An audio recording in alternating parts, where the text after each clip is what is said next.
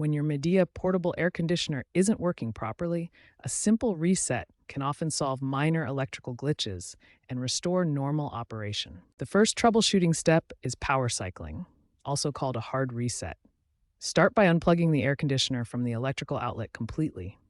Next, locate your circuit breaker panel and turn off the corresponding circuit breaker for 5 to 10 seconds. This ensures a complete power reset of the electrical system. After waiting, turn the circuit breaker back on and plug the air conditioner back into the outlet. This power cycling process can resolve many electrical issues and restore normal operation. Many Midea units also have a physical reset button. Look for this button on the front control panel or near the controls. Press and hold it for about 3 seconds to restart the unit. For basic troubleshooting, check that air filters are clean and vents are not blocked. Dirty filters reduce cooling efficiency and can cause the unit to malfunction.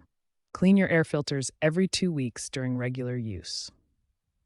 This simple maintenance step prevents most cooling problems and keeps your unit running efficiently. Remember the 3-minute protection feature. After turning off your air conditioner, wait at least 3 minutes before restarting to prevent compressor overload and potential damage. These basic troubleshooting steps resolve most common issues with Midea portable air conditioners. Power cycling and regular maintenance are your first line of defense against AC problems. Midea air conditioners display error codes to help you diagnose problems quickly.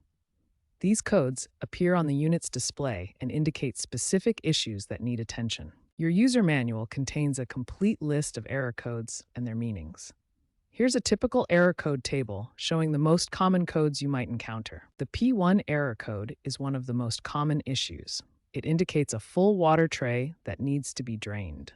The solution is to connect the drain hose properly. Temperature sensor errors like E1, E2, and E3 are more complex issues. These codes indicate problems with the unit's temperature sensors and typically require professional assistance. To reset your remote control, look for a small reset button, usually a tiny hole that you press with a pin.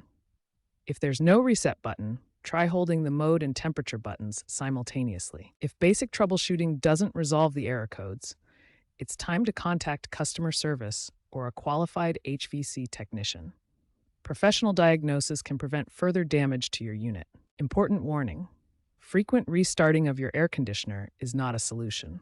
If you find yourself constantly resetting the unit, this indicates a faulty or worn mechanism that needs professional attention.